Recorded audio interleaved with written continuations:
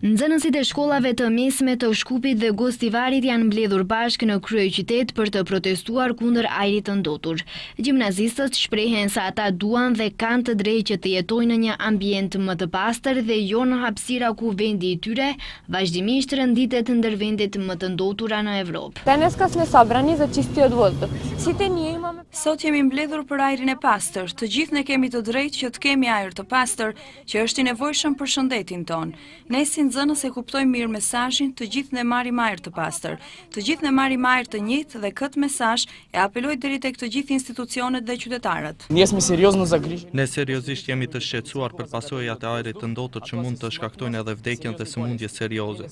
Ne nuk duam dhe nuk guxojmë që ta pranojmë këtë gjendje. Mendoj se do thotë secili prej neve meriton që të jetojmë në një ambient sa më të mirë dhe të kontribuojmë dhe të kemi një të ardhme sa më të mirë që edhe fëmijët të cilët do të jenë pjesë e këtij ambienti jetësor do thotë të jetojnë në një vend më të mirë.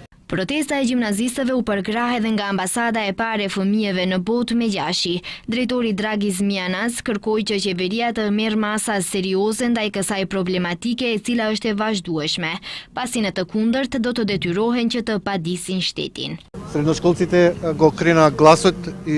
Nxënësit e shkollës së mesme e kanë ngritur zërin dhe e shprehin revoltën për gjendjen me ajrin e ndotur. Ajri enorm i ndotur më së shumti i dëmton fëmijët.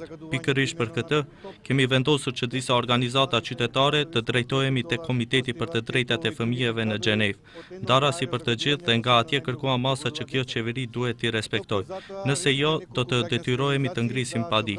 Edhe qeveria ka ndërmarrë masa për uljen e ndotjes së ajrit, por të njëjtat deri tani as pak nuk kanë ndikuar në ndryshimin e gjendjes ekzistuese.